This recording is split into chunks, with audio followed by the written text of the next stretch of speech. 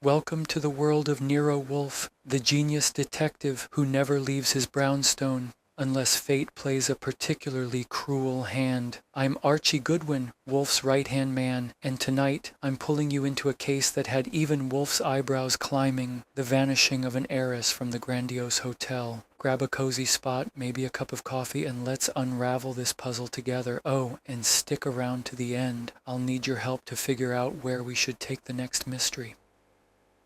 Chapter 1. The Dame in Distress.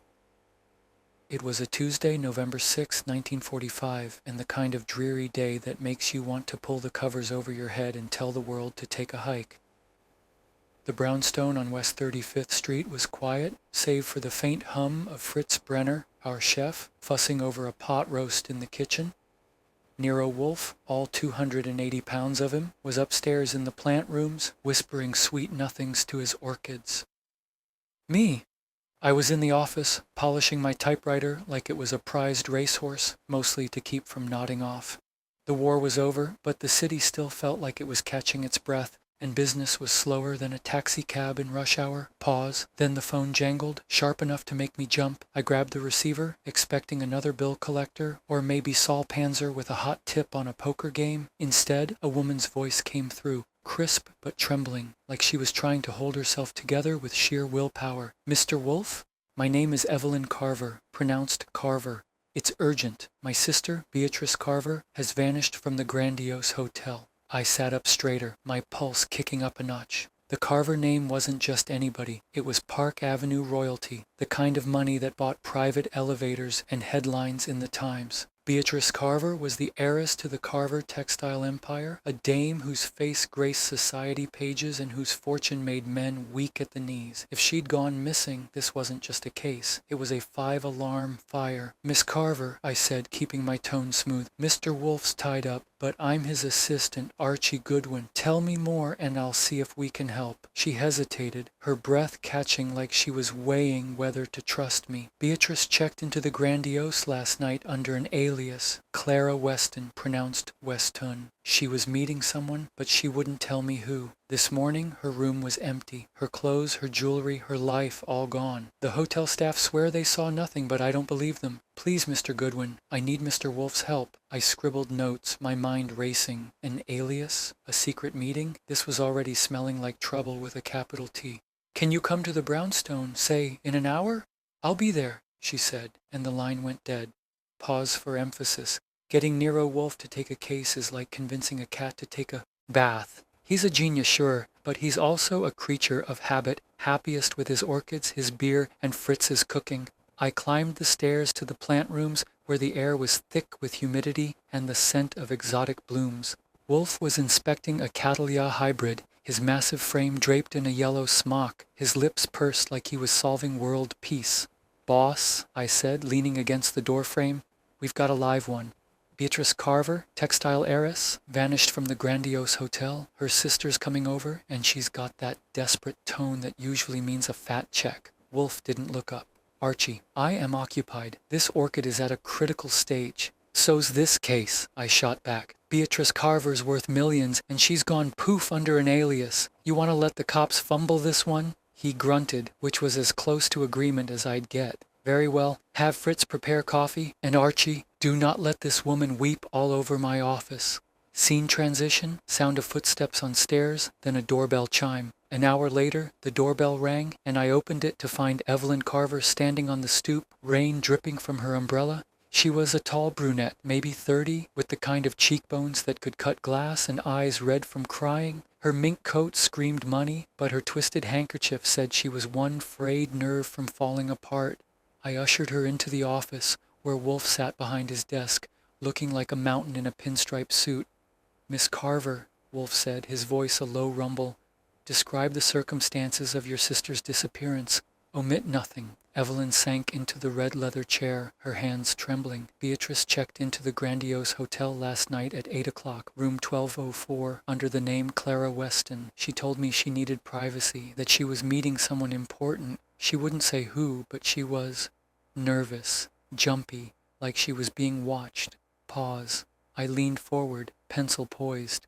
Any idea who this mystery person was? A friend? A lover? Evelyn's lips tightened. She mentioned a man recently, someone she met at a charity gala. She said he was dangerous, but she wouldn't elaborate. I think she was being blackmailed. Wolfe's eyebrows climbed a fraction, which for him was like shouting in surprise. Blackmail, Miss Carver? For what? I don't know, Evelyn admitted, her voice cracking. Beatrice has always been private, even with me, but she's been acting strange for weeks, distant, secretive. She stopped attending society events, started locking her apartment door even when she was home. Yesterday she called me at 6 p.m., said she was going to the Grandiose to settle something. That was the last I heard from her. I jotted that down. A secret meeting, a dangerous man, and now blackmail? This case was starting to feel like a three-ring circus. Did she have enemies? I asked. Anyone who'd want her out of the picture? Evelyn hesitated, her eyes darting to the side. Beatrice was the heiress to our father's fortune. There are always people who resent that. Our cousin, Leonard Carver, pronounced Carver, has gambling debts. He's asked her for money before, and she refused. Then there's her fiancé, Roland Tate, pronounced Tate, an investment banker. He's charming, but she trailed off, like she didn't want to say too much. But what? I pressed. He's ambitious, she said finally. Beatrice was having doubts about the engagement. She told me last week she wasn't sure she could trust him. Wolfe steepled his fingers, a sure sign his brain was churning. Miss Carver, why the alias? Why Clara Weston? Evelyn swallowed. She said it was to avoid the press. Beatrice hated the spotlight, but I think it was more than that. She was scared.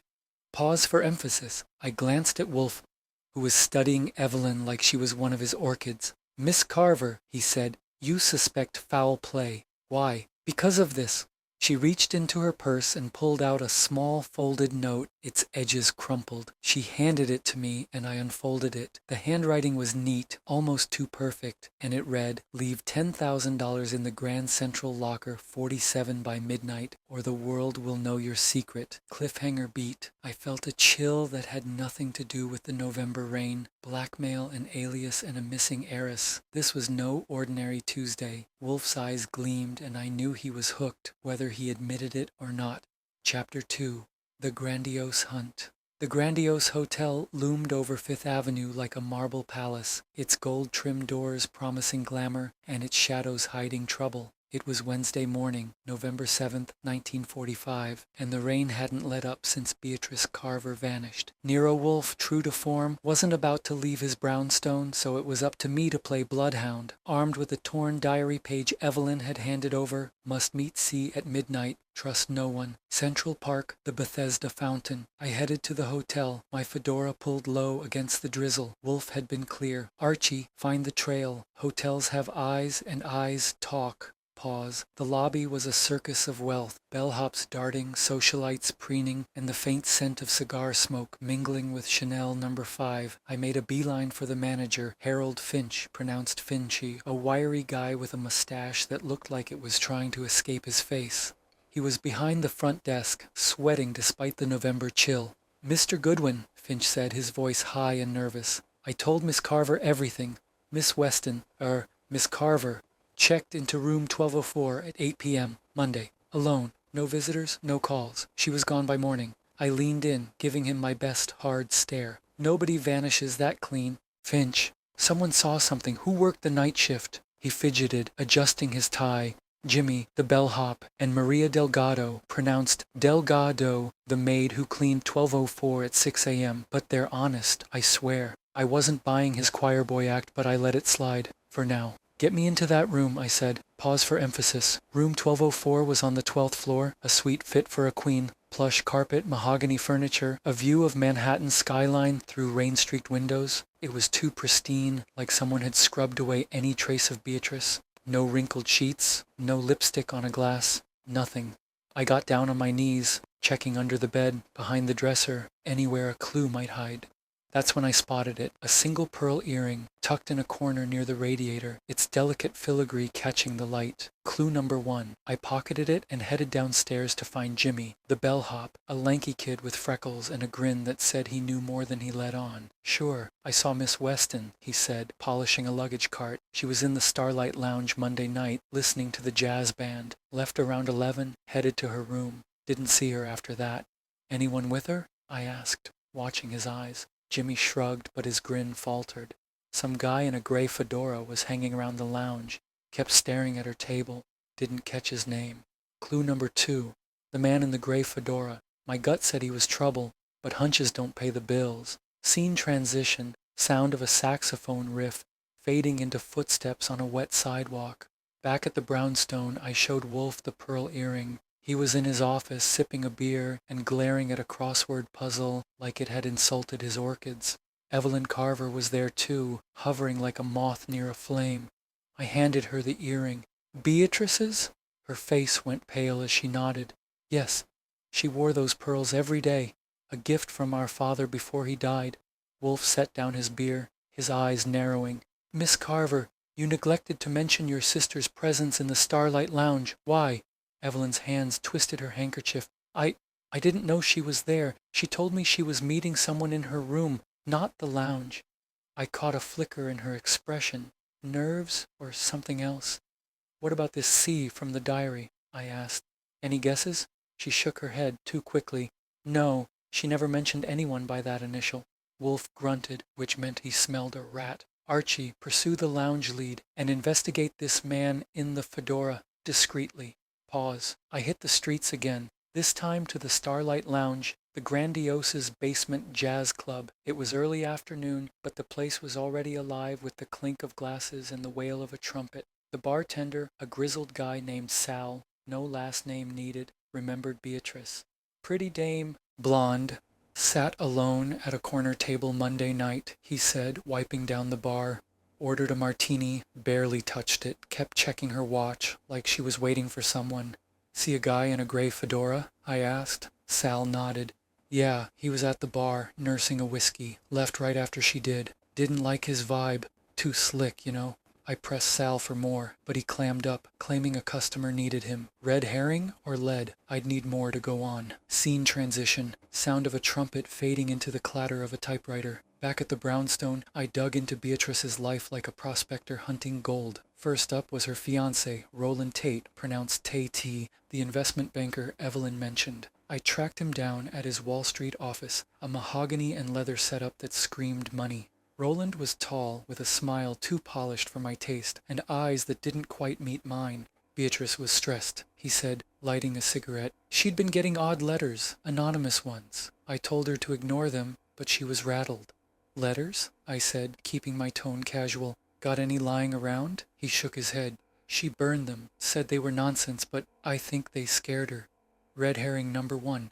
Those letters. Blackmail or a scorned lover's prank? Roland's alibi for Monday night was a poker game at his club, but when I pressed for names, he got cagey. Just some fellows, he said. Strike 1 for Mr. Tate. Pause for emphasis. Next, I called on Beatrice's cousin, Leonard Carver, pronounced Carver, a gambler who lived in a run-down apartment in Hell's Kitchen. Leonard was lanky, with bloodshot eyes and a suit that hadn't seen a tailor in years. He admitted to being at the grandiose Monday night, but claimed it was for a poker game in the hotel's private lounge. Didn't see Beatrice, he said, but his fingers drummed the table like he was playing a losing hand. You owe anybody money, Leonard? I asked. His laugh was nervous. Who doesn't? But I'd never hurt Beatrice. She's family. Strike 2 for the cousin. Family or not, desperation makes people do ugly things. Scene transition. Sound of cards shuffling, then a car engine starting. My last stop was Maria Delgado, the maid who'd cleaned room 1204. I found her in the hotel's staff room folding linens with hands that shook like leaves in a storm. I saw nothing, she insisted, her accent thick. The room was empty at 6 a.m. No mess, no nothing. But when I mentioned the pearl earring, her eyes widened. I didn't see it, she stammered. Maybe I missed it. Maybe. Or maybe Maria knew more than she was letting on. Strike 3, cliffhanger beat. 3 suspects, a shadowy man in a fedora, and a pearl earring that didn't belong in an empty room. Wolfe was brewing a theory, but he wasn't sharing yet, and my gut said we were only scratching the surface of this mystery. Chapter 3, Shadows in the Lounge. It was Wednesday afternoon, November 7th, 1945, and Manhattan was still draped in a damp November gloom that made every clue feel like it was hiding behind a curtain of fog. Nero Wolfe was holed up in his brownstone, sipping beer and muttering about the cattleya orchids he'd neglected since Evelyn Carver walked into our lives with her missing sister. I was back at the grandiose hotel, chasing the ghost of Beatrice Carver and the mysterious C from her diary. Wolfe's orders were clear. Archie, the Starlight Lounge is the key. Find who saw her and what they're not saying. The Starlight Lounge, tucked in the hotel's basement, was a smoky den of jazz and secrets, its walls painted with murals of Harlem legends like Duke Ellington. The air smelled of gin and ambition, and the afternoon crowd was thin, just a few stragglers nursing drinks. I zeroed in on Sal, the bartender, who was polishing glasses and humming a tune that sounded suspiciously like Billie Holiday's God Bless the Child. "Sal," I said, sliding onto a stool, "you told me Beatrice Carver was in here Monday night, clutching a martini and watching the clock. Let's try again. Who else was around her?" Sal's eyes flicked to the side like he was checking for eavesdroppers. "Look, Goodwin, I don't like trouble. She was at that corner table, alone, around 10 p.m. The guy in the gray fedora was at the bar, sure, but there was another fella too. A musician, Charlie Vance, pronounced Vans, plays sax with the house band. He stopped by her table, talked for maybe 5 minutes. My ears perked up. A new name? And maybe our C. What did they talk about? Sal shrugged, wiping the bar a little too hard. Couldn't hear, but she looked spooked, kept glancing at the door. Charlie left and she headed upstairs, round 11. Clue number 3, Charlie Vance, saxophonist. I made a mental note to track him down. Scene transition, sound of a saxophone wail, then footsteps crunching on gravel. I stepped outside to clear my head. The rain now a light drizzle. The diary page nagged at me. Must meet C at midnight. Trust no one. Central Park. The Bethesda Fountain. Why the fountain? I decided to check it out, figuring Beatrice might have left something behind. Central Park was a 10-minute walk, its paths slick with fallen leaves. The Bethesda Fountain loomed in the mist, its angel statue looking like it knew more than it was letting on. I searched the area, benches, bushes, the fountain's edge, but found nothing obvious. Then, tucked under a bench, I spotted a crumpled cigarette pack, empty except for a folded slip of paper inside. It read, "Room 1204, midnight, don't be late. Clue number 4. The handwriting matched Beatrice's diary, but was it her note or someone else's? My gut said this was no coincidence. Pause for emphasis. Back at the brownstone, I laid out the cigarette pack and the pearl earring for Wolfe. He was in his office, surrounded by books and the faint aroma of Fritz's lamb stew drifting from the kitchen. Evelyn Carver was there too, her mink coat draped over a chair, her eyes darting like she expected bad news. "Mr. Wolfe," I said, "we've got a sax player named Charlie Vance who talked to Beatrice in the lounge, and this note from the fountain pointing to her room at midnight." Evelyn gasped. "Charlie? Beatrice mentioned a musician once, said he was charming but unreliable." Wolfe steepled his fingers, his expression unreadable. "Miss Carver, your sister's secrecy suggests she feared exposure. What was she hiding?" Evelyn's lips tightened. "I don't know. She was always private, even with me. But those anonymous letters Roland mentioned, she said they threatened to ruin her." I raised an eyebrow. "You didn't mention letters before, Evelyn? Care to elaborate?" Her cheeks flushed. "I forgot. Beatrice showed me one last week. It said something about paying for her sins if she didn't leave town." Red herring number 2, those letters again. Were they real, or was Evelyn spinning a yarn? Wolfe's grunt told me he was wondering the same thing. Scene transition. Sound of a typewriter clacking, then a phone ringing. I hit the phone to dig deeper on Charlie Vance. A quick call to Saul Panzer, our go-to guy for discreet inquiries, turned up a lead. Charlie was playing a gig at a Harlem dive called the Blue Note. I grabbed my coat and headed uptown, the city's neon signs blurring through the taxi's window. The Blue Note was a cramped joint, all smoke and sweat, with Charlie blowing his sax like he was pouring his soul into it. When the set ended, I cornered him at the bar. He was lean, with a pencil mustache and eyes that didn't trust easy. Yeah, I knew Beatrice, he admitted, sipping a whiskey. Met her at a gala a month ago. She came to the lounge Monday to talk, said she needed advice about a problem. She was scared, Goodwin, said someone was watching her, maybe following her. Who? I pressed. She wouldn't say. Just told me to meet her at the fountain at midnight. I didn't go. Had a late set here. When I heard she was gone, I figured she'd skip town. Strike one for Charlie. No alibi for midnight and a story that sounded rehearsed. Pause. Next, I doubled back on Roland Tate, Beatrice's fiancé.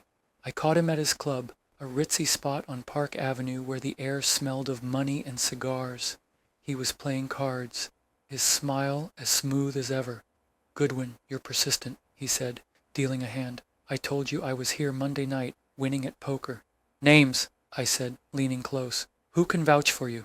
He listed 3 guys, but when I called one later, the story didn't quite line up. Too many vague maybes. Strike 2 for Roland. Scene transition. Sound of cards shuffling, then a car horn. My last stop was Inspector Kramer, NYPD's gruffest cop, who owed me a favor. Over coffee at a diner, he shared Beatrice's bank records. She'd withdrawn $10,000 in cash Monday morning. No explanation. A payoff, a ransom, clue number 5, and it was a big one. Back at the brownstone, Wolfe was in his chair, eyes half closed, which meant he was thinking hard. Archie, he said, the fountain note and the withdrawal suggest a transaction gone wrong, but Miss Carver's secrecy, her alias, her fear, points to a deeper motive. Find this Charlie Vance again and watch Miss Evelyn. Her omissions are suggestive. Cliffhanger beat, a $10,000 withdrawal, a sax player with no alibi, and a sister who might be hiding more than grief.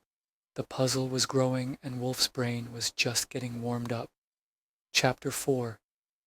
The net tightens. First person, Archie Goodwin's voice. It was Thursday morning, November 8th, 1945, and Manhattan was still wrapped in a November drizzle that made the city feel like it was holding its breath. Nero Wolfe was in his brownstone, nursing a beer and glaring at his orchids like they'd insulted his cooking. Me, I was back at the grandiose hotel, chasing the ghost of Beatrice Carver and the mysterious C from her diary. The clues were piling up: a pearl earring in room 1204, a cigarette pack note from the Bethesda fountain saying, "Room 1204, midnight, don't be late," and a $10,000 withdrawal that screamed payoff. Wolfe's latest orders were sharp. Archie, the lounge and the fountain are threads in a tapestry. Find the pattern and watch Miss Evelyn. Her reticence is provocative. Pause. I started at the Starlight Lounge, the Grandiose's basement jazz joint, where the air was thick with cigarette smoke and the ghosts of Monday night secrets. The murals of Harlem jazz legends stared down like silent witnesses, and I zeroed in on Sal, the bartender, who was wiping glasses with a rag, older than the war. Sal, I said, leaning on the bar, you saw Beatrice with Charlie Vance Monday night. What else? Any regulars acting funny? Sal's eyes darted to a corner booth, then back to me. There was a dame in a red hat sitting near Beatrice, kept scribbling in a notebook like she was spying. Never saw her before. A new player? I pressed him, but Sal clammed up, muttering about a delivery. Clue number 6, the woman in the red hat. My gut said she was no tourist. Scene transition, sound of a glass clinking, then footsteps crunching on wet leaves. I headed back to Central Park, figuring the Bethesda fountain might cough up another lead. The rain had stopped, leaving the park glistening under a gray sky. I scoured the fountain area again, this time noticing a groundskeeper sweeping leaves nearby. He was an older guy, grizzled with a limp and a name tag reading Eddie. Eddie, I said, flashing a dollar bill. You here Monday night? See a blonde dame, maybe with a guy in a gray fedora? He pocketed the dollar, squinting. Yeah, round midnight. Saw a lady, blonde, fancy coat, by the fountain. She was talking to a fella, not in a fedora though. He had a scarf, dark hair, looked heated, like they were arguing. She left in a hurry, toward the hotel. Clue number 7. A scarf-wearing man, not the fedora guy. Another suspect or a red herring? I thanked Eddie and filed it away. Pause for emphasis. Back at the brownstone, Wolfe was in his office, surrounded by books and the faint scent of Fritz's roasted duck. Evelyn Carver was there, her mink coat folded over her arm, her face a mask of worry, or was it guilt? I showed Wolfe the new leads.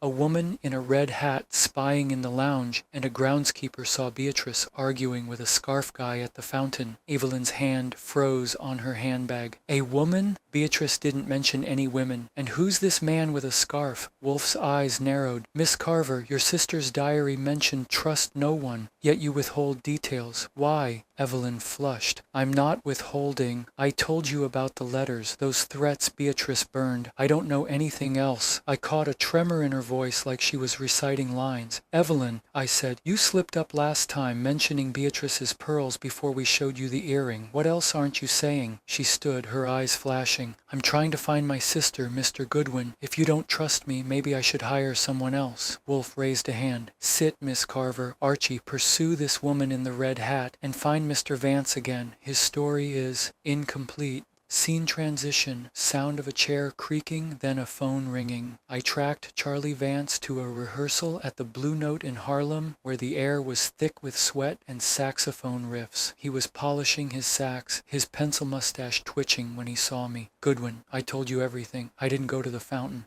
Then why'd Beatrice want to meet you there? I asked, holding up the cigarette pack note. This says, room 1204, midnight. You were in the lounge with her at 10. What happened next? Charlie's jaw tightened. She said she had to settle something big. Mentioned a guy named Carver, but not Leonard. Said he was trouble. I told her to go to the cops, but she wouldn't listen. A new Carver? Red herring number 3? Or a lead? Where were you at midnight, Charlie? Playing a set here, he said, but his eyes slid away. Strike 2 for the sax man. Pause. Next, I leaned on Roland Tate, Beatrice's fiancé, at his Wall Street office. He was dictating to a secretary, his smile as slick as ever. Goodwin, you're like a dog with a bone. I was at my club Monday night. Poker with the boys. I tossed out the names he'd given me. Checked your alibi, Roland. One guy says you left early, around 11. Care to revise your story? His smile faltered. I stepped out for a smoke. Back by 11:30. Ask anyone. Strike 3 for Roland, a shaky alibi and a knack for dodging questions. Scene transition, sound of a typewriter, then a car engine revving. I swung by the grandiose again, this time to grill Maria Delgado, the maid who'd cleaned room 1204. I found her in the laundry room, folding sheets with hands that trembled. Maria, I said, you missed a pearl earring in that room. What else did you miss or hide? Her eyes widened. I swear I saw nothing, but Mr. Finch, the manager, he told me to clean the room fast before the cops came. Said it was hotel policy. Clue number 8, Finch's rush job. Was he covering for someone? I pressed Maria, but she clammed up, muttering about her job. Pause for emphasis. Back at the brownstone, I laid out the hall for Wolfe. The woman in the red hat, the scarf guy at the fountain, Charlie's vague Carver mention, Roland's crumbling alibi, and Finch's suspicious orders. Wolfe leaned back, his chair groaning under his weight. Archie, the $10,000 suggests a transaction, blackmail perhaps, or a bribe. The woman in the red hat is an anomaly. Find her, and Miss Evelyn's inconsistencies are troubling. I nodded, but my mind was on that note. Room 1204, midnight. Someone had lured Beatrice back to her room, or followed her. Cliffhanger beat, a spying woman, a scarf-wearing stranger, and a manager with something to hide. The pieces were falling, but the picture was still blurry, and Wolfe's brain was working overtime. Engagement beat. Dear listener, who's this woman in the red hat? Is she C, or is Charlie Vance playing us? And what's Finch hiding? Drop your theories in the comments and let me know. Should our next mystery dig into 1940s jazz clubs or leap to a foggy London alley? Chapter 5, The Revelation. It was Thursday evening, November 8th, 1945, and the brownstone on West 35th Street smelled of Fritz's roasted duck and Nero Wolfe's brewing genius. The office was packed. Evelyn Carver, pronounced Carver, her mink coat draped over a chair. Roland Tate, pronounced Tay, the fiancé with a smile too smooth, Leonard Carver, the cousin with debts deeper than the Hudson, Maria Delgado, pronounced Delgado, the maid with trembling hands, Charlie Vance, pronounced Vans, the sax player with a slippery alibi, and Harold Finch, pronounced Finch, the grandiose's sweaty manager. Even Inspector Kramer, NYPD's gruffest cop, was there, chewing an unlit cigar and glaring like we'd stolen his lunch. Wolfe sat behind his desk, a mountain in a pinstripe suit, his eyes half closed, which meant his brain was running at full steam. Pause. Archie, Wolfe said, his voice a low rumble, summarize the facts. I stood, feeling the room's eyes on me. Beatrice Carver, textile heiress, checked into the grandiose hotel Monday night under the alias Clara Weston, pronounced Westhun. She vanished by morning, leaving a pearl earring in room 1204. Her diary mentioned a midnight meeting with C at the Bethesda fountain. We found a cigarette pack note there. Room 1204, midnight. Don't be late. Beatrice withdrew $10,000 that day, hinting at a payoff. In the Starlight Lounge, she was seen with Charlie Vance, watched by a woman in a red hat and a man in a gray fedora. A groundskeeper saw her arguing with a scarf-wearing man at the fountain. Roland's alibi is shaky. Leonard's desperate for cash. Maria was rushed to clean the room, and Finch is hiding something. Oh, and Evelyn knew about the pearls before we told her. Evelyn's face tightened, but she stayed silent. Wolfe steepled his fingers. Ladies and gentlemen, this is no mere disappearance. Beatrice Carver was abducted, and the clues point to a calculated plot. Pause for emphasis. Wolfe leaned forward, his chair groaning. The pearl earring was deliberate, a signal of distress, left where it would be found. The $10,000 was a ransom, paid but not honored. The diary page, must meet C at midnight, trust no one, was not Beatrice's plan, but a lure written by another hand to draw her to the fountain. Charlie Vance shifted, his saxophone case at his feet. I told you I didn't meet her there. I was playing a set. Wolfe ignored him. Mr. Tate, your alibi collapsed when your poker friend admitted you left the club at 11 p.m. You were seen in the Starlight Lounge wearing a gray fedora watching Miss Carver. You followed her to the fountain, where you argued as the groundskeeper witnessed. Roland's smile vanished. That's absurd. I was smoking outside, not at the fountain. Wolfe's eyes flicked to Evelyn. Miss Carver, your inconsistencies betray you. You mentioned Beatrice's pearls before Archie revealed the earring. You knew of the fountain meeting, yet claimed ignorance. Why? Evelyn stood, her voice sharp. I was protecting her. Those letters. She was terrified. Pause. Wolfe turned to Finch. Mr. Finch, you ordered room 1204 cleaned before the police arrived, erasing evidence. Why? Finch mopped his brow. It was policy. I didn't know. Enough, Wolfe snapped. The woman in the red hat, observed in the lounge, was no bystander. She was a private investigator hired by Miss Evelyn to watch Beatrice. Her notebook, recovered by Archie's diligence, detailed Beatrice's movements. And yours, Miss Evelyn. I blinked. I hadn't found any notebook, but Wolfe's bluff was a thing of beauty. Evelyn's face went white. That's a lie, she cried. Wolfe pressed on. Miss Evelyn, you and Mr. Tate conspired. You resented Beatrice's inheritance, believing it rightfully yours. Mr. Tate, ambitious and greedy, saw her fortune as his ticket to power. You forged the diary page, luring Beatrice to the fountain where Roland abducted her. The $10,000 was a ruse to make it seem she'd fled willingly. Scene transition. Sound of a gasp, then a chair scraping. Roland jumped up. You can't prove that. Wolfe smirked. The groundskeeper identified you, Mr. Tate, despite your scarf disguise, and Miss Delgado, under pressure, admitted you paid her to clean the room quickly. The woman in the red hat, confronted by Inspector Kramer, confirmed Evelyn hired her to spy. Maria sobbed. I needed the money. I didn't know they hurt her, Kramer growled. Where's Beatrice now? Wolfe's eyes gleamed. Safe, thanks to Archie's work. She's in a Brooklyn boarding house, where Roland stashed her, alive but shaken. The anonymous letters were your invention, Miss Evelyn, to paint Beatrice as unstable. Evelyn collapsed into her chair, tears streaming. I just wanted what was mine. Pause for emphasis. Kramer's men cuffed Roland and Evelyn, who didn't resist. Leonard looked stunned, Charlie relieved, and Finch like he'd dodged a bullet. Wolfe leaned back, satisfied.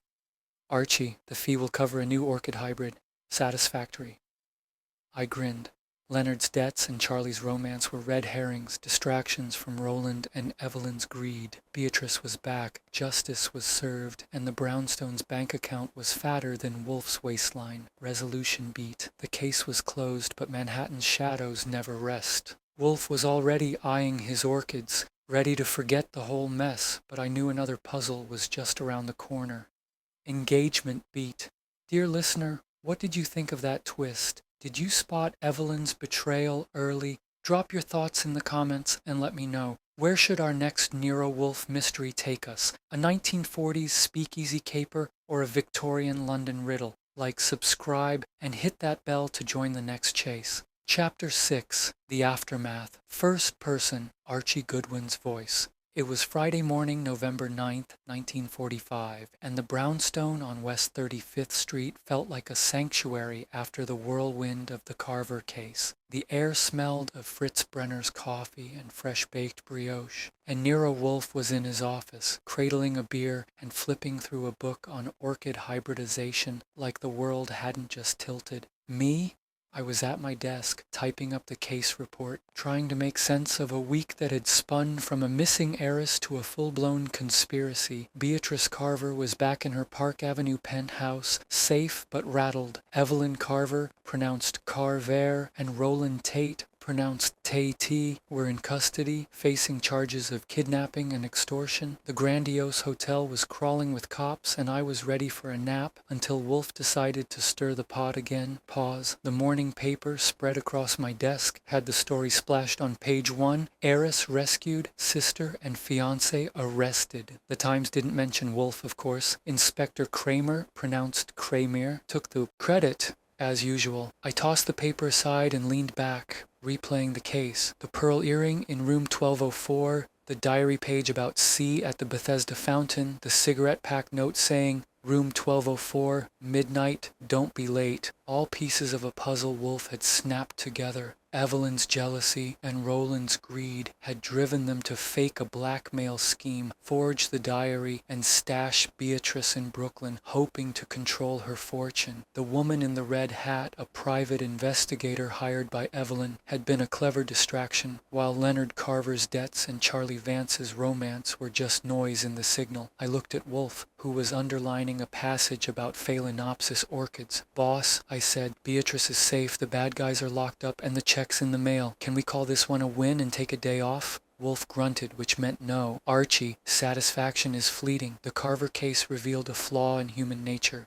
Greed masked as loyalty. Miss Evelyn's betrayal was predictable yet troubling. I raised an eyebrow. Troubling? You called her bluff like it was a bad poker hand. His lips twitched, almost a smile. Indeed, but the case leaves questions. Why did Beatrice refuse to press charges against her sister? Pause for emphasis. That stopped me cold. Beatrice had been adamant with Kramer. No charges against Evelyn, despite the kidnapping. Family loyalty, I offered, but it sounded weak even to me. Wolfe set down his book. Perhaps, or perhaps Miss Beatrice has secrets of her own.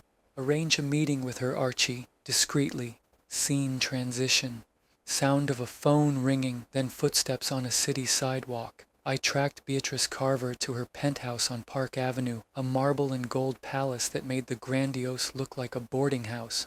She was a blonde vision in a silk robe, her face pale but composed, the pearl earrings twin glinting in her ear. Mr. Goodwin, she said, offering a weak smile, I owe you and Mr. Wolfe my life. Don't thank me yet, I said, settling onto a velvet sofa. Why let Evelyn off the hook? She and Roland locked you in a Brooklyn dive for days. Beatrice's eyes flickered like she was choosing her words. Evelyn's my sister. She was desperate, misled by Roland. I can't destroy her life over a mistake. I leaned forward. Mistake? She forged your diary, faked a blackmail scheme. And what about C? Who were you meeting at the fountain? She hesitated, her fingers twisting a handkerchief. Nobody. The diary was a misunderstanding. I was stressed, writing nonsense. I didn't buy it. Her voice had the same tremor Evelyn's did when she lied. And the $10,000? You withdrew it Monday morning. A donation, she said quickly, to a charity. It's gone now.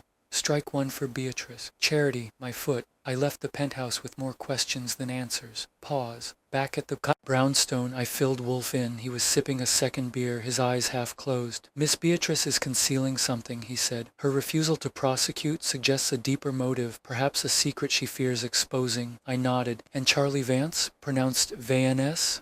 He mentioned a carver who wasn't Leonard. Could Beatrice be protecting someone else? Wolfe's eyebrows climbed. Intriguing. Mr. Vance's role remains unclear. His romance with Beatrice was a distraction, but his knowledge of a carver suggests a connection. Investigate further. Scene transition. Sound of a saxophone riff, then a car engine starting. I headed to the Blue Note in Harlem, where Charlie Vance was rehearsing with his band. The club was dim, the air thick with the memory of last night's set. Charlie was polishing his sax, his pencil mustache twitching when he saw me. Goodwin, I'm clean. I didn't touch Beatrice. Then who's this carver you mentioned? I asked, leaning close. You said Beatrice was scared of him. Charlie's eyes darted. I overheard her on the phone weeks ago. She called him Cousin Carver, but it wasn't Leonard. Said he was pressuring her about the family business?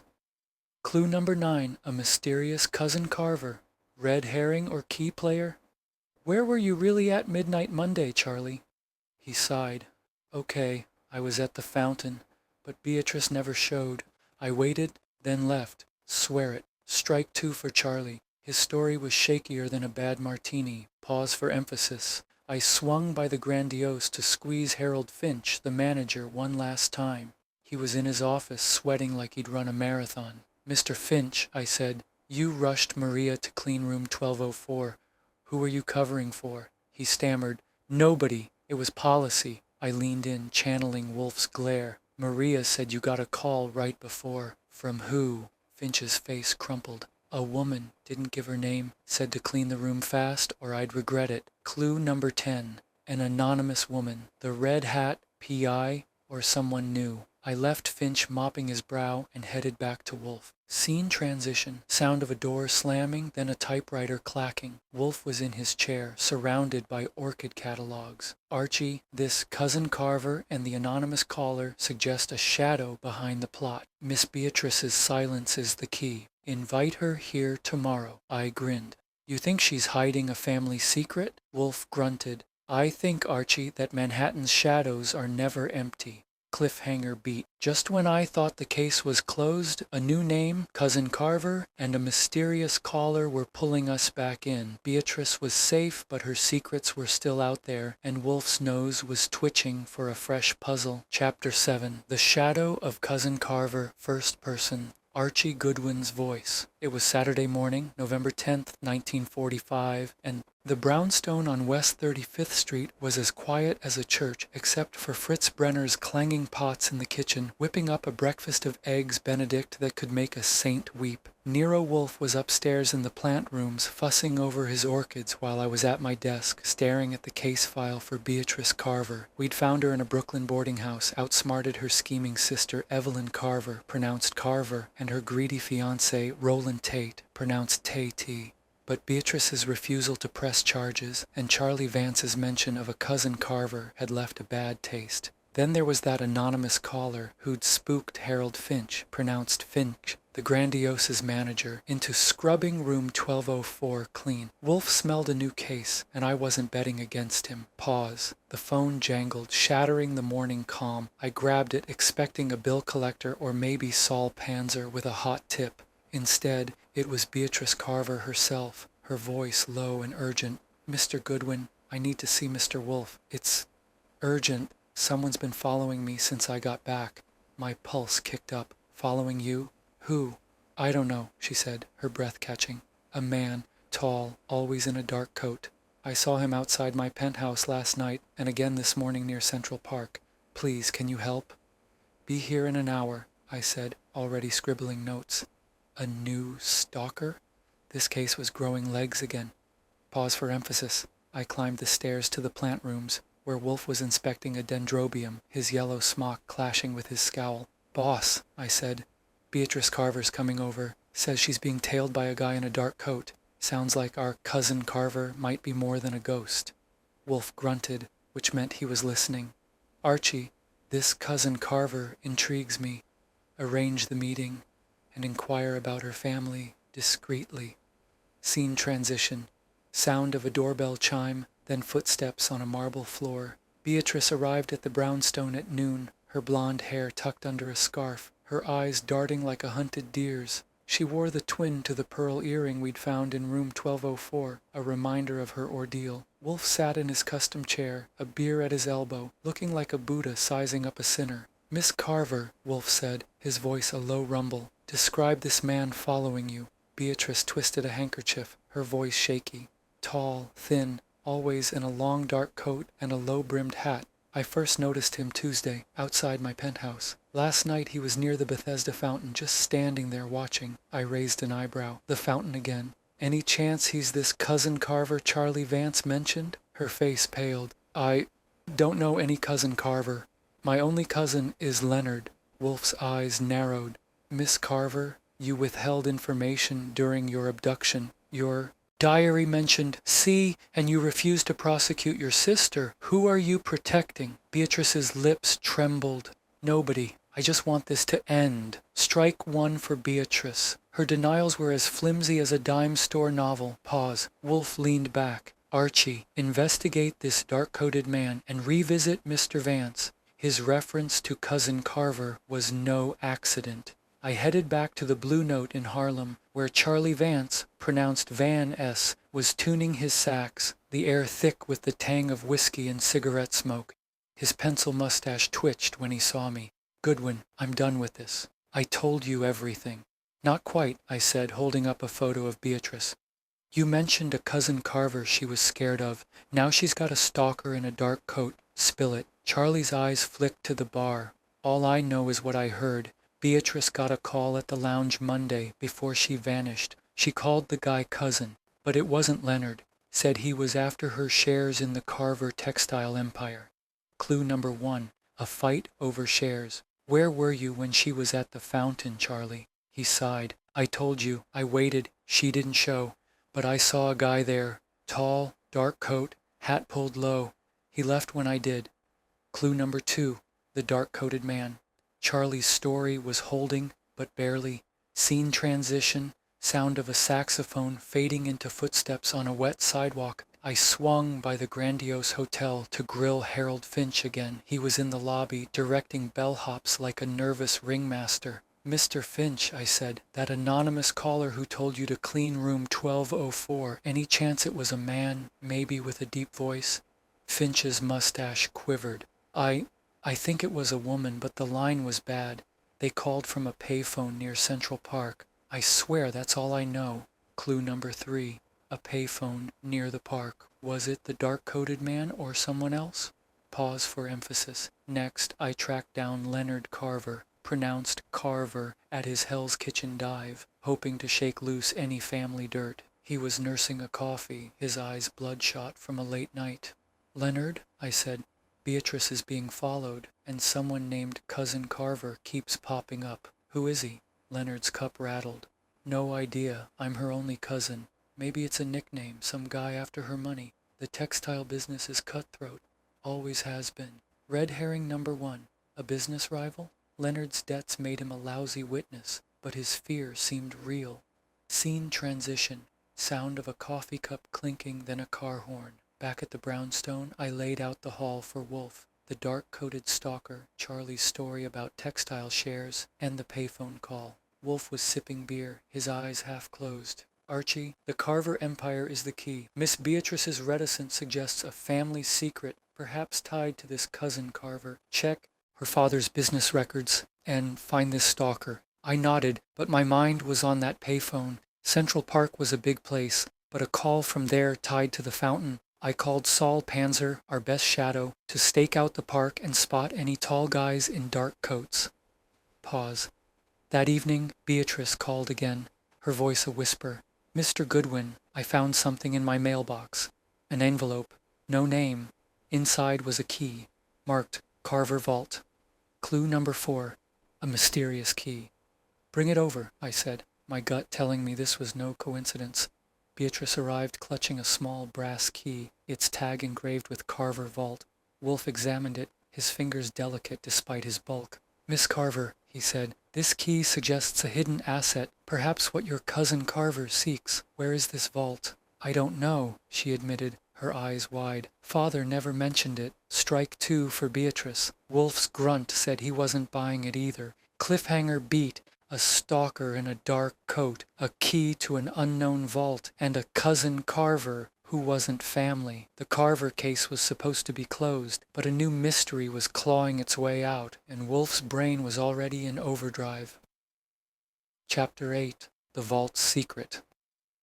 It was Saturday evening, November 10th, 1945, and the brownstone on West 35th Street was wrapped in the cozy glow of Fritz Brenner's cooking. Tonight, a veal cutlet that smelled like heaven on a plate. Nero Wolfe was in his office, nursing a beer and glaring at an orchid catalog like it had betrayed him. Me? I was itching to crack open the new Carver case. Beatrice Carver, pronounced Carver, was back in her Park Avenue penthouse, but her stalker in the dark coat and that brass key marked Carver Vault had Wolfe's brain humming. Charlie Vance's talk of a cousin Carver fighting over textile shares and Harold Finch's mysterious payphone caller had turned a closed case into a fresh puzzle. Wolfe's orders were clear. "Archie, find the vault and watch Miss Beatrice. Her silence is louder than her words." Pause. I started at Grand Central Station, figuring Carver Vault might mean a locker given the key's size. The terminal was a madhouse, soldiers fresh from the war, commuters dodging porters, and the echo of 1,000 footsteps under the starry ceiling. I checked locker 47, tying it to the diary's C and the fountain note, but the key didn't fit. A clerk, a wiry guy with a Brooklyn accent, squinted at the tag. "Carver Vault? Sounds like a bank job, pal. Try the Carver Trust Building on Wall Street. Old man Carver had an office there." Clue number 1, the Carver Trust Building. I thanked him and caught a cab downtown, my mind racing. Was the vault a literal safe or something else? Pause for emphasis. The Carver Trust Building was a granite fortress, its lobby all marble and brass like a monument to old money. It was after hours, but a night watchman named Gus, no last name needed, let me in after a 5-spot changed hands. "Mr. Carver's office is on the 10th floor, Gus said, limping toward the elevator. "Locked tight since he died, but there's a safe in there. Family stuff, they say." I got to the office, a dusty relic with oak paneling and a portrait of Beatrice's father glowering from the wall. The safe was behind a bookshelf, and the key fit like a glove. Inside was a leather-bound ledger, its pages filled with numbers and names, textile deals, dates, and a cryptic entry, CV, 50% share transfer, conditional. Clue number 2, the ledger. Was CV Charlie Vance or someone else? Scene transition, sound of a safe clicking open, then a car horn. Back at the brownstone, I showed Wolfe the ledger. He was sipping beer, his eyes gleaming like he'd sniffed a breakthrough. Beatrice was there, summoned at Wolfe's insistence, her pearl earring glinting under the lamplight. "Miss Carver," Wolfe said, "this ledger suggests a hidden partner in your father's empire. Who is CV?" Beatrice's hands shook. "I don't know. Father never mentioned a partner. Maybe it's a mistake." I leaned in. "And this cousin Carver Charlie mentioned? You said Leonard's your only cousin." Her eyes darted. Charlie must have misheard. I was upset, talking nonsense. Strike one for Beatrice. Her denials were starting to sound like a broken record. Pause. Wolfe grunted. "Archie, revisit Mr. Vance. His knowledge of cousin Carver is no coincidence. And check the payphone near the fountain. It may hold answers." I headed to the Blue Note in Harlem, where Charlie Vance, pronounced Vance, was playing a late set, his sax wailing like a lost soul. The club was packed, the air thick with smoke and the clink of glasses. I caught him during a break, his mustache twitching. "Goodwin, you're like a bad penny. I told you, I don't know any cousin Carver." "Then why'd you say Beatrice was scared of him?" I asked, holding up the ledger. "And what's CV mean to you?" Charlie's face tightened. "I heard her on the phone, like I said. She called him cousin, said he wanted her shares. I don't know any CV. Maybe it's a code." Clue number 3, a code in the ledger. Charlie's story was holding, but his eyes said he was holding back. Scene transition, sound of a saxophone fading into footsteps on a wet sidewalk. Next, I hit Central Park to check the payphone near the Bethesda fountain where Finch's anonymous call had come from. The booth was weathered, its glass smudged with city grime. I called Saul Panzer, who'd been staking out the park, and he had a lead. Archie, a tall guy in a dark coat, was seen using that payphone Tuesday night. Spotted him again yesterday, tailing Beatrice near her penthouse. Clue number 4, the stalker's link to the payphone. I checked the booth's coin return and found a crumpled business card. Cyrus Vance, attorney at law, 42nd Street. Pause for emphasis. Cyrus Vance, pronounced Vans. Was he Charlie's kin or a coincidence? I tracked down his office, a cramped suite with a view of Midtown's hustle. Cyrus was a wiry man in his 50s with sharp eyes and a voice like gravel. Never heard of Beatrice Carver, he said too quickly. I'm a corporate lawyer, not a family man. Then why is your card at a payphone tied to her case? I asked, sliding it across his desk. He froze. Must have dropped it. I use that booth sometimes. Strike one for Cyrus. His story smelled worse than a week-old fish. Scene transition, sound of a door closing, then a typewriter clacking. Back at the brownstone, I laid out the hall, the ledger with CV, the payphone card, and Cyrus Vance. Wolfe was in his chair, surrounded by the scent of Fritz's chestnut soup. Archie, he said, this Cyrus Vance may be our cousin Carver. His presence at the payphone suggests intent. Investigate his connection to the Carver Empire. I nodded, but my mind was on Beatrice. She's still holding out, boss. That ledger's got her spooked. Wolfe's lips twitched. Miss Carver's fear is the key. Invite her back and find Leonard Carver. His debts may connect to this CV. I tracked Leonard Carver, pronounced Carver, to a dive bar in Hell's Kitchen. He was slumped over a whiskey, his suit rumpled. Leonard, I said, who's Cyrus Vance and what's he got on Beatrice? Leonard's eyes widened. Cyrus, he's no cousin. He was father's lawyer, handled the textile deals. Beatrice cut him off after father died, said he was too pushy. Clue number 5, Cyrus's history with the Carvers. Red herring or jackpot. Cliffhanger beat. A lawyer named Vance, a ledger with CV, and a vault that might hold the Carver Empire's secrets. Beatrice was hiding something big, and Wolfe was ready to pull the thread that would unravel it all. Chapter 9. The Hidden Partner.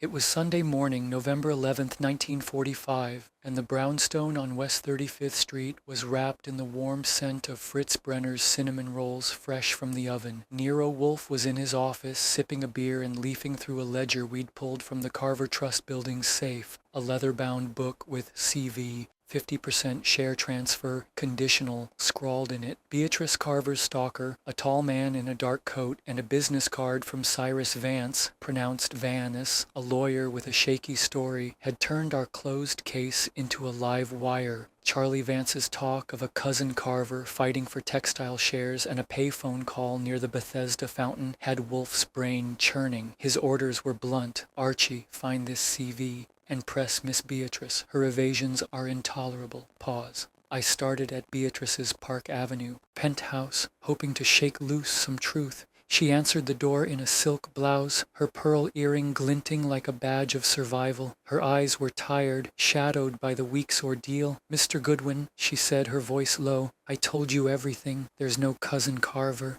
Then whose CV? I asked, holding up the ledger. This says someone's got a claim to half your father's empire, and why's a guy in a dark coat tailing you? Beatrice's fingers tightened on her coffee cup. I don't know. Father's business was complicated. Partners, deals. Maybe CV is an old investor. I leaned in.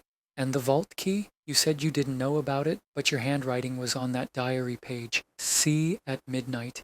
And now this ledger. What's in the vault, Beatrice? Her eyes flicked to the window where the city's skyline loomed. I swear I don't know. Father kept secrets, even from me. Strike one for Beatrice. Her story was shakier than a loose subway rail. Pause for emphasis. Back at the brownstone, Wolfe was unimpressed. Miss Carver is protecting someone or something. Archie, pursue Cyrus Vance. His card at the payphone is no coincidence. I headed to Cyrus Vance's office on 42nd Street, a cramped suite with a view of Midtown's hustle. Cyrus was there, his wiry frame hunched over a desk cluttered with legal files. His gravelly voice was all business. Goodwin, I told you, I don't know Beatrice Carver. That card must have been planted.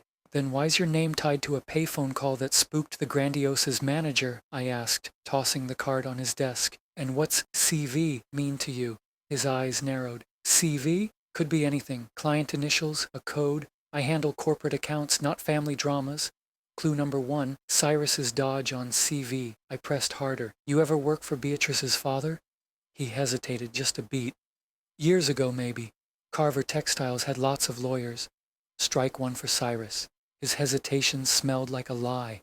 Scene transition, sound of papers rustling, then footsteps on a wet sidewalk. Next, I swung by the Bethesda fountain to check the payphone again, hoping for another lead. The park was quiet, the angel statue gleaming under a gray sky. Saul Panzer, our best shadow, was staking out the area and met me by the booth.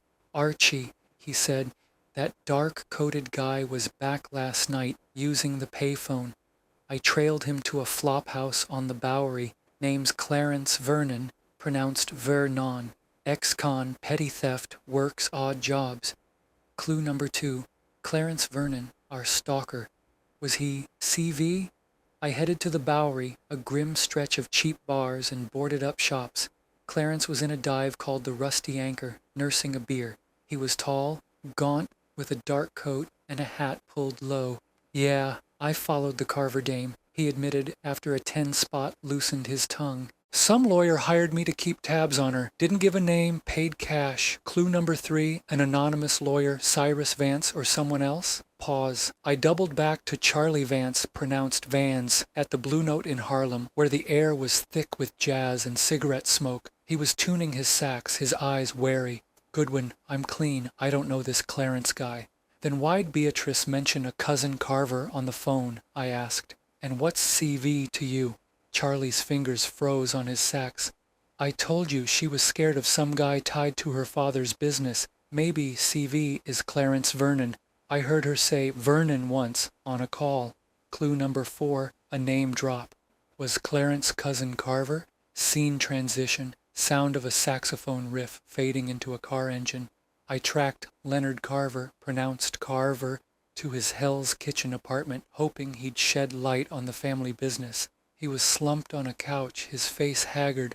Leonard, I said, Cyrus Vance worked for your father. Ever hear of a Clarence Vernon or a CV in the textile empire? Leonard's eyes widened. Vernon? Sounds familiar. Father had a partner once, years ago before I was born. Got bought out, vanished. Maybe that's your CV, some old grudge. Red herring number 1, a long-lost partner. Leonard's debts made him unreliable, but his story had a ring of truth. Pause for emphasis. Back at the brownstone, I laid out the haul for Wolfe. Clarence Vernon stalking, Cyrus's shaky denial, Charlie's name drop, and Leonard's tale of a vanished partner. Wolfe was in his chair, the ledger open, a beer at his elbow. Archie, he said, this CV is no mere initial. It's a person with a claim to the Carver fortune, possibly this Clarence Vernon. But Miss Beatrice's silence suggests a deeper secret. Summon her again.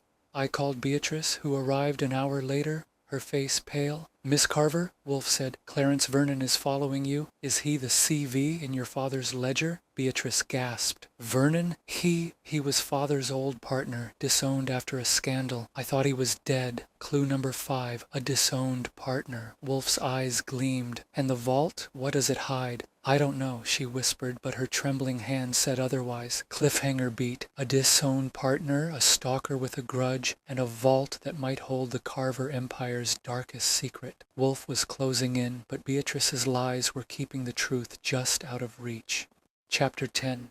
The Carver Legacy. It was Monday morning, November 12th, 1945, and the brownstone on West 35th Street was a haven of calm, with Fritz Brenner's coffee brewing and the faint scent of Wolfe's orchids drifting downstairs. Nero Wolfe was in his office, poring over the leather-bound ledger from the Carver Trust building, its cryptic entry, CV.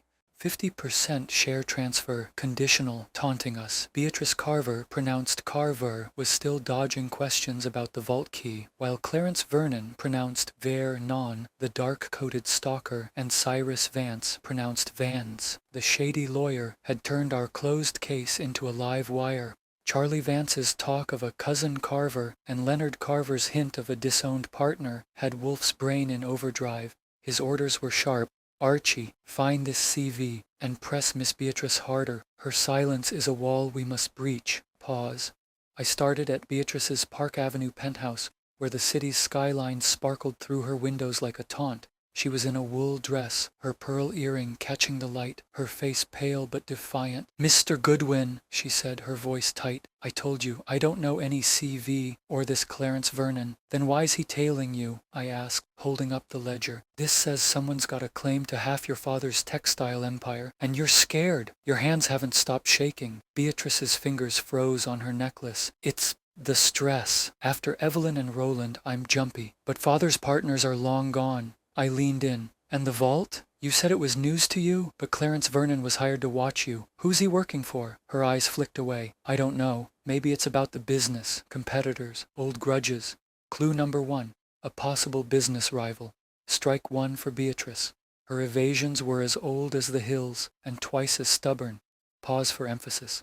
Back at the brownstone, Wolfe was unimpressed, sipping beer and glaring at the ledger. "Miss Carver's fear is genuine, Archie, but her lies are deliberate. Pursue Clarence Vernon. His role as a hired man suggests a larger player." I headed to the Bowery, where Saul Panzer had tracked Clarence to a flophouse called the Starlight Inn, a dump that smelled of stale beer and regret. Clarence was in a back room, his dark coat hung on a chair, his gaunt face lit by a cigarette's glow. "Goodwin," he rasped. "I told you. Some lawyer paid me to tail the Carver dame. Cash, no name." "Then why's your name tied to CV?" I asked, bluffing. "The ledger's got you pegged as a partner." His eyes widened. "Me? I ain't no partner. I'm just a guy who takes jobs. But the lawyer mentioned a vault, said it's got papers that could change the game." Clue number 2. Papers in the vault. Was Clarence a pawn or playing dumb? Scene transition. Sound of a cigarette lighter flicking, then footsteps on a wet sidewalk. Next, I swung by Cyrus Vance's office on 42nd Street, hoping to crack his story. The lawyer was packing files, his wiry frame tense. "Goodwin, I'm done answering questions. I don't know any Vault or Vernon. Your card was at a payphone tied to Beatrice's case," I said, tossing it on. His desk. "And you worked for her father. What's CV to you?" Cyrus's jaw tightened. "Coincidence. I drop cards all over town. And Carver? I handled minor contracts, nothing big." Clue number 3. Cyrus's past with Carver Textiles. Strike 1 for Cyrus. His denials were starting to crack. Pause. I doubled back to the Blue Note in Harlem to grill Charlie Vance, pronounced Vannies. The club was alive with jazz, the air thick with smoke and the wail of a trumpet. Charlie was at the bar, his saxophone case at his feet. "Goodwin, I'm out of this. Beatrice and I were just friends." "Then why'd you hear her mention Vernon?" I asked. "And what's this about a vault changing the game?" Charlie's eyes darted. "I overheard her at the lounge weeks ago. She was on the phone talking about a vault with family papers. Said Vernon was trouble, but not why." Clue number 4. Family papers. Was Charlie telling the truth or covering his own tracks? Scene transition. Sound of a trumpet fading into a car engine. I checked in with Leonard Carver, pronounced Carver, at a Hell's Kitchen diner, where he was nursing a coffee, his face haggard from too many late nights. "Leonard," I said, "you mentioned a disowned partner. Ever hear of family papers in a vault?" He rubbed his eyes. "Father had a falling out with someone, before my time. There were rumors of a will, maybe a secret heir. Beatrice might know, but she's tight-lipped. Red herring number 1, a secret heir. Leonard's debts made him a shaky source, but his story had legs." Pause for emphasis. Back at the brownstone, I laid out the hall. Clarence's talk of vault papers, Cyrus's Carver connection, Charlie's family papers tip, and Leonard's heir rumor. Wolfe was in his chair, the ledger open, a fresh beer fizzing. "Archie," he said, "the vault holds more than shares. It's a family secret. Perhaps a will naming this CV as an heir. Invite Miss Beatrice and Mr. Cyrus Vance. Their reactions will tell us much." I called Beatrice and Cyrus, setting a meeting for tomorrow. But that evening Saul Panzer called with a bombshell. "Archie, I trailed Clarence Vernon to a warehouse by the East River. He met a woman, red hair, sharp suit.